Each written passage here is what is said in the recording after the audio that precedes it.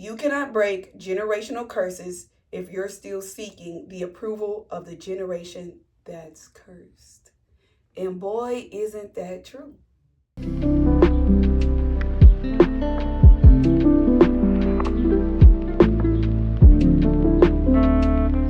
Hey, you guys, welcome back to my channel.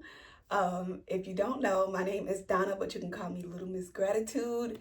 If you haven't subscribed, make sure y'all subscribe, y'all. I'm trying to be y'all favorite YouTuber and y'all favorite TikToker on TikTok. So make sure y'all go over there and follow me as well, because evidently we didn't get banned. So let's get in. By the title, y'all know what I'm about to be talking about. I just want to first start out with something that my pastor said today in church. And this gave me the extra confirmation to put this out there. This been on my heart for a few days now. So since you guys, since that Nazira Harris case came out on TikTok and on the news, I related to that so well, and that's what triggered me into making this vlog today for you guys, because I have a relatable similar story, and I think that in 2025 and going forward, us as the generational curse breakers need to expose the curse in our family. Not necessarily the people, we don't got to say their names, but we do need to expose the generational curses in our family, so they won't continue. I know that it won't continue over here, but we need to have the courage like God gave us to break those curses and expose those in our families, in our homes, at our jobs, wherever. You cannot break generational curses if you're still seeking the approval of the generation that's cursed. And boy, isn't that true. So let's go back into my timeline. So I was born into a family that sweeps stuff under the rug, like I'm sure many other families do, except when that curse came and met me, yeah, that was over. No more sweeping under the rug, right? So when I was younger, my mom and my dad separated. My mom got pregnant at 13 years old, 12 years old, had me at 13 years old, right? She is born and raised in Chicago, Illinois, and I was born there as well. So when my mama got pregnant by my dad, they wasn't even really together. They was just some kids, right? Then my mom went on to have a few more children, right?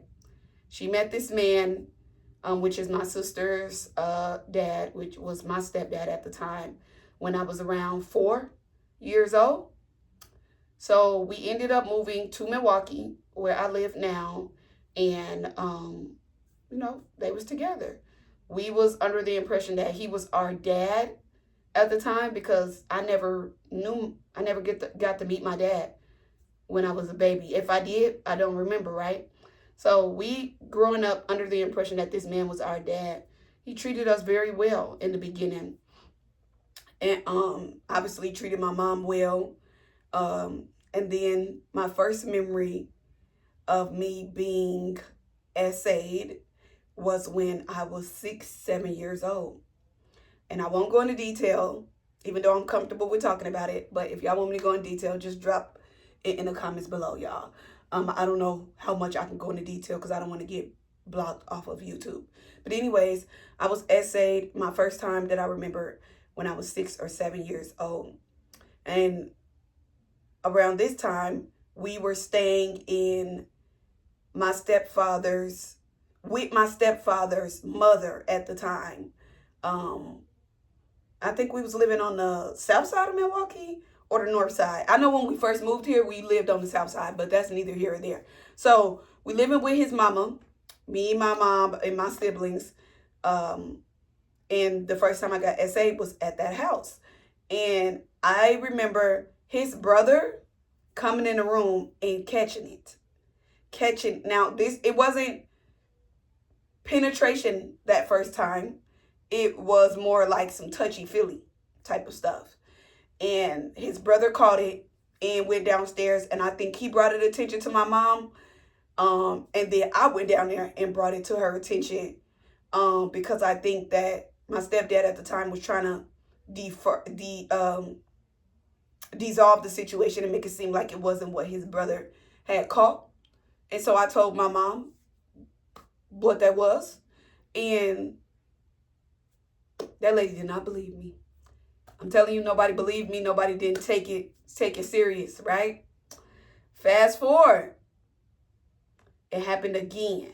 And it was happening between that time, I think. No, it happened again later on. I don't want to say. I think it stopped briefly. He was trying to dab down some heat and make it seem like nothing wasn't happening.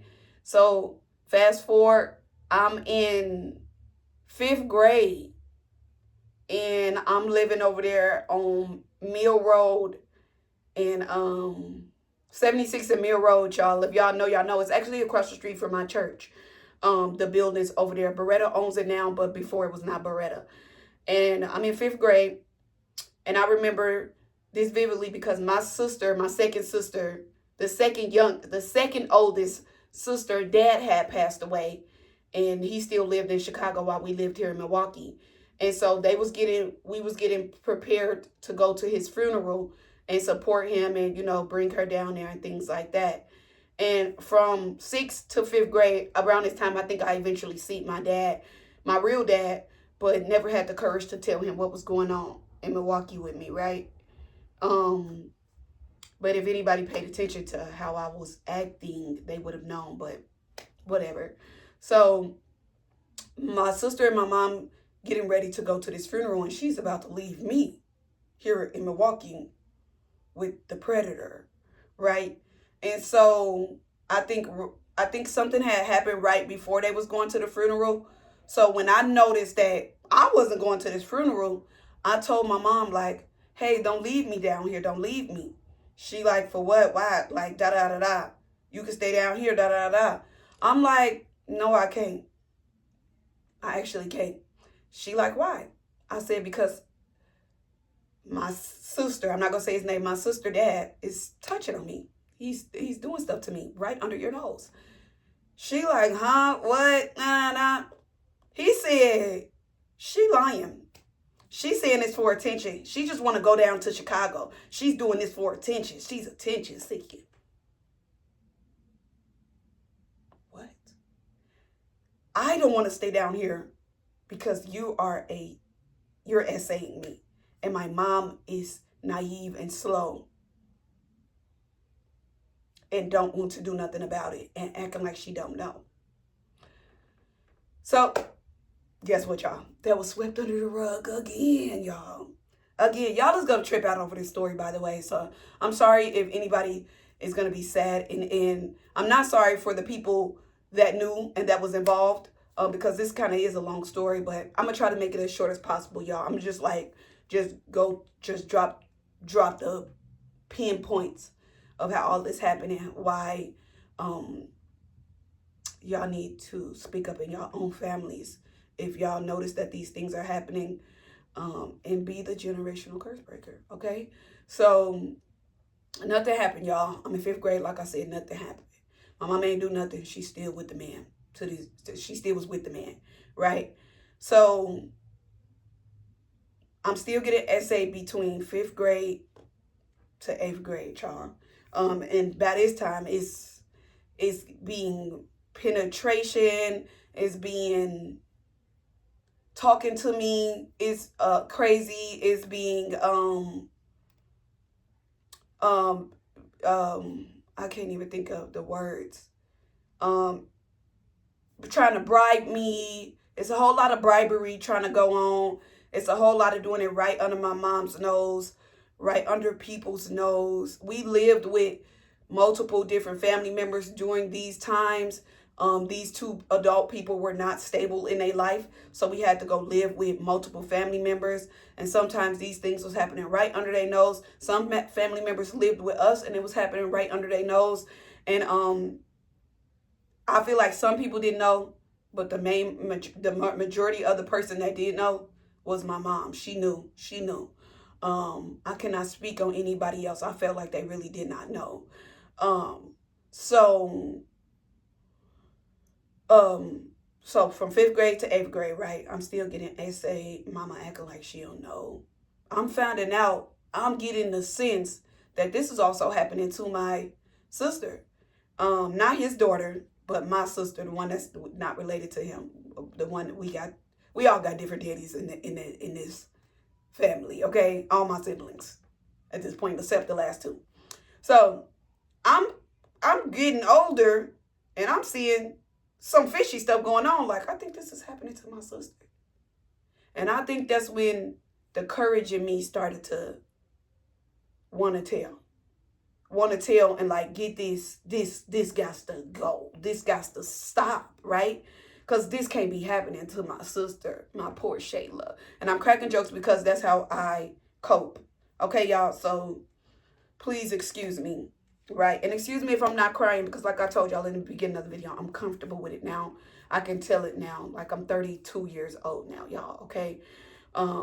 So that's what gave me the courage to want to tell, right, y'all? So tell. I already told 2 times, y'all. But now I think it's happening to my sister. Some got to shake around here, right? So, and it's a lot of stuff that went on between all of this, y'all. Like, we was in foster care for a second, like a hot second, all type of stuff. Because somebody called CPS and said that they think something was going on over there or whatever like that. Or that we was getting left up in the home. We went to foster care a little bit. But yeah, let me get back into it, right? So I'm thinking something happened to my sister, right? And so after being essayed till I couldn't take it no more, after getting whoopings for stuff that I didn't do, having to be stripped purely naked to get a whooping from this man, like, y'all, I'm not going to go into detail. Y'all will be very disgusted. Like, y'all say that y'all think that Naziah case was crazy. What was happening to me was crazy, but I'm not going to go into detail because, like I said, I don't want to get kicked off of YouTube. So, I remember, I'm just going to jump to the story where this was the last straw, and I was like, I got to tell now. My stepdad took my phone from me. I'm in 8th grade. He took my phone from me for some dumb reason. He used to make up any reason for us to get in trouble so he can whoop us, so he can see our body. It was a manipulation, gaslighting thing that he did between my mama and all of us to manipulate us to think we was doing something wrong or we was some bad kids. If you check my history, I wasn't a bad kid, y'all. Like, I wasn't a bad kid. I didn't rarely get in trouble. And if I was getting in trouble, it's because I was acting out for attention. I needed somebody. I was crying out for help, okay? But I wasn't acting out to so much attention to where I was like harming anybody or putting myself or anybody in danger. I wasn't like that. I was a really good kid, y'all. Go get the Carfax about me. So he took my phone and he like, you ain't never getting this phone back, da-da-da-da. And I think he sensed that I was at the breaking point and I was about to tell. Okay, I think he knew that it's about to go down. She about to tell something about to shake, right? So I got to keep this phone so she won't tell. But my mama still live here, right? We all live together. So I'm in the tell, right? But she ain't listened to me the last 2 times. So I got to go tell somebody else. And that somebody got to tell her, right? I goes, one day they was at work. And I go in a room and found my phone under their bed, right? I don't know where my siblings was at. They probably was in a room. We lived in an apartment at the time, y'all. I can remember everything. We lived on like 83rd and Villard, okay? So I go in the room and get my phone. And I'm like, Didi, this is your chance to tell. If you don't tell right now, this is about to still go on. I got that phone. I called my auntie Toya. And I told my auntie everything that happened. Everything. Down to the ground.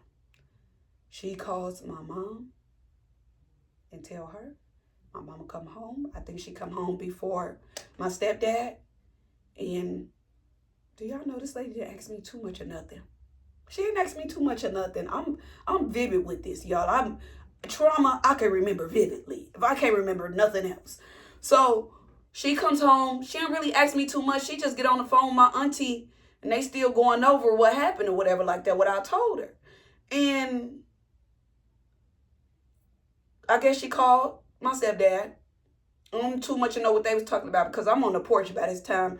I'm going through a lot of emotions and feelings and scarcity. I'm scared. What is finna happen? What is about to go on? Is this lady finna beat me half to death because I'm telling what's happening to me? Because my mama was also an abuser. She used to also beat us half to death, right? So I'm thinking I'm finna get beat and nobody is finna believe me again. So I guess she in the other room talking to him. And I don't know what's going on. I guess she tell him don't come back here, whatever she say. I just know he ain't come back that day, right? I guess she getting his stuff ready to go. I just know my mama ain't really talked to me about it, right? But she talking to everybody else. She talking to my cousin Nikki, which is her cousin. She talking to Toya, her sister. She talking to my auntie Ina. She talking to everybody but me, her mama, whoever. She talking to everybody but me, right? I'm noticing as days go on, days is down, and the man ain't around. All of a sudden, the man back around, y'all. What is going on? What happened? Did anybody believe me? I'm knowing that now it's time for now I'm just jumping from spot to spot, right?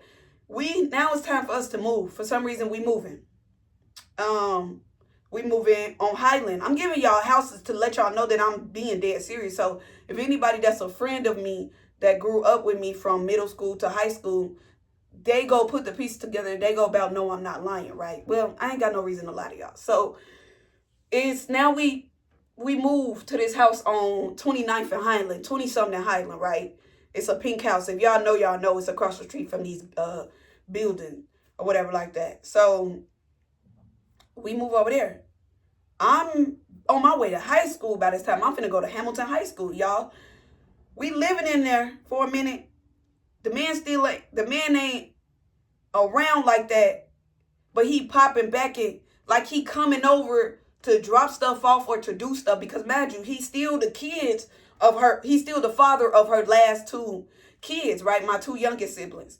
So he just popping in, doing stuff for her, whatever like that, giving her money or something like that. She's still in communication with him. And my little kid, man, I'm thinking she just still in communication with him because them kids daddy, and okay, he gotta still be their daddy or whatever like that. He's still seeing what up to me, seeing what up to my siblings and stuff. Like, he ain't never did nothing to us, right, y'all? Like, the story crazier than what I'm telling y'all. So eventually, as time went by, this man living back with us. I'm like, dang. Not only did you never ask me and talk to me what's going on, he back living with us. And not only is he back living with us, they back having sex. They're back having sex, y'all. So I'm just in my little high school, 9th grade era, just not really grasping what is going on, y'all. Like, my mama really don't give a F about me, bro. Like, but she showed that through my entire childhood years. So I ain't really salty when I'm going to high school, but I'm still salty because I'm a kid. Like, what's going on? So something traumatic happened where now she ain't got no choice to leave him alone. Because even though he's living with us, and the whole family knows, but I think she put them under the impression, no, I don't think, I know. My mom put my family under the impression that ain't happened to me, that I was a liar. She told them people something, that I was a liar, right? And it never came back up. Nobody never said nothing back to me, right? Now I'm in high school and stuff like that. No family ain't saying nothing to me. Nobody ain't speaking on it. Some traumatic happened where he now is cheating on this lady with somebody else. She finds out he got this lady pregnant. This lady is a young lady at that. She like in her early 20s. She's in like 19, 20 something. He 30 something years old, almost 40. They 40 something now, I think. So I think they was in their early 30s. So anyways, She found out this man get somebody pregnant and cheating on her, and that's what broke the camel back for her. Not what happened to me. What broke the camel back was him cheating and getting somebody else pregnant. She get into an altercation with the lady, fight the lady while she pregnant, trying to jump in the lady window. She's completely crashing out over what he did to her, but not what he did to his daughter, her daughter. I started putting two and two together. Everything started to click. It started to click. It just started to click, y'all. So they eventually, obviously, break up, right? They break up. Time goes on. They don't live. He's not with her anymore. She's not with him. They still going back and forth, being cordial. Mind you, nobody told the cops what happened to me. Nobody went. I told y'all, no authorities were called. No nothing. I was getting threatened by my mom not to tell. I was getting manipulated by her. She would say she go do something for me if I wasn't go tell or take it that far. She was manipulating me, saying that if I tell, my siblings will get took in and I'm going to break up my siblings and we're going to be living with people and getting hurt. I'm a kid. I'm getting manipulated down to the ground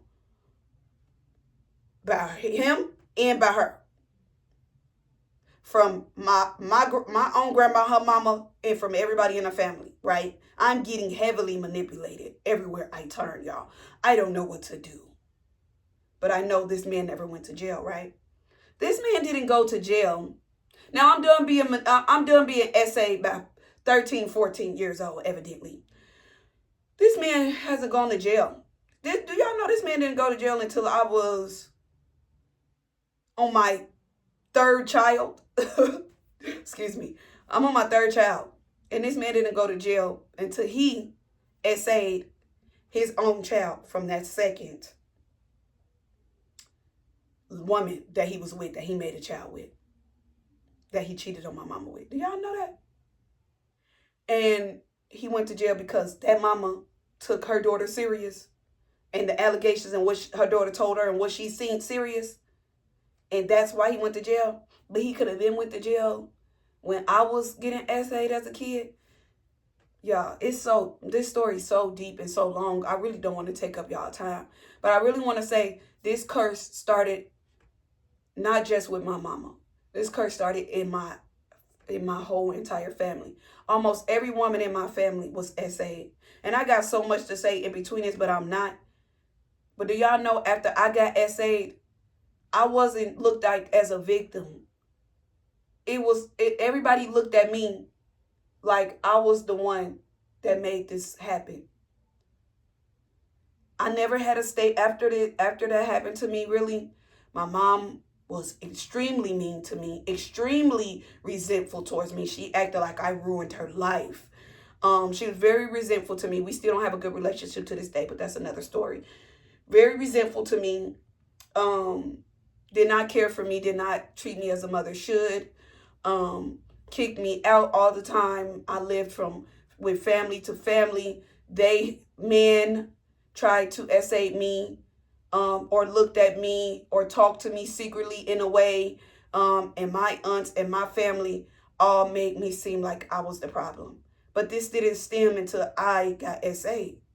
Before I got essayed and exposed what was happening, nobody looked at me that way. Nobody treated me any type of way.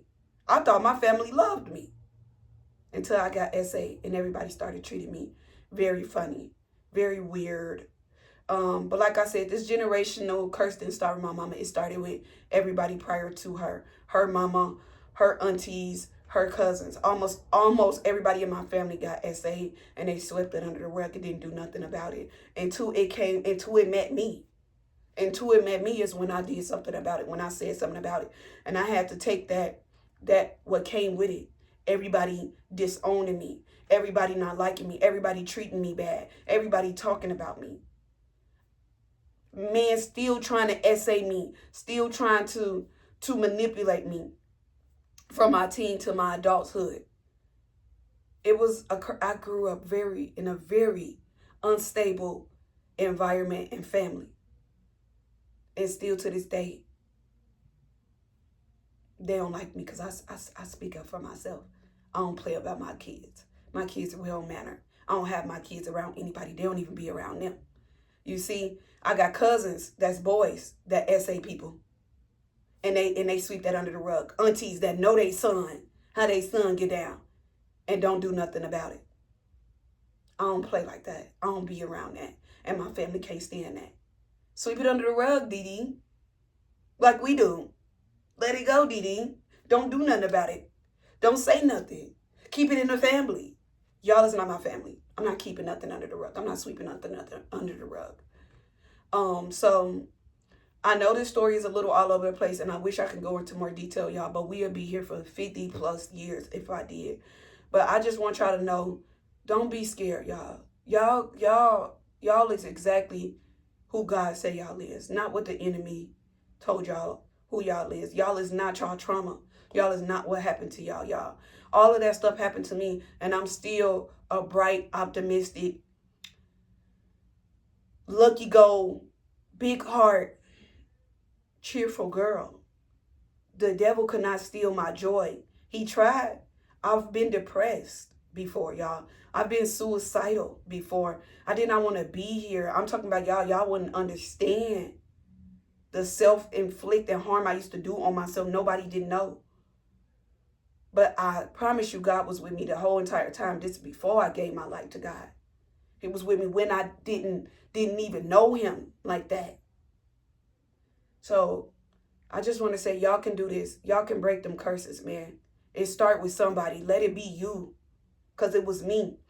Generational curses don't have to be just you breaking a generational curse with money, with marriage, it's you saying, no, this got to stop right here with me. I'm not sweeping in the Sunday's rug, and I don't care who I got to expose. I don't care who I got to tell on. I really don't. And I think they know that by now. I really don't. Man, who toes I step on? Because I don't play that. I'm a very strong person. Even when I wasn't strong, I was strong, y'all. So let this be our reminder, y'all. You got to break the generational curse. But you can't break it by entertaining and sweeping it under the rug with the people who is cursed. That's carrying on the curse. They go disown you. I'm going to tell you that. They're going to dislike you when you do this. But they already was doing that. You just acted like you couldn't see. You just, oh, they my family. Baby, boom. God is your family. God is your family. God is your father. God got y'all. So I hope this helps somebody, y'all. I don't really know where I was really going with this, but the Holy Spirit told me to tell this story days ago. Like I said, when I seen that Nazira Harris story, and I was like, it was boiling in my spirit. I was like, oh, I gotta tell this, but I don't want to, but I do, but I don't. But we here now, so I hope this helped y'all. I love y'all. God loves y'all, and we can talk about anything on this channel, y'all, because I think that's just what we gonna start doing. It's talking about anything and everything that we should be talking about as God's children. So I love y'all, and talk to y'all on my next vlog.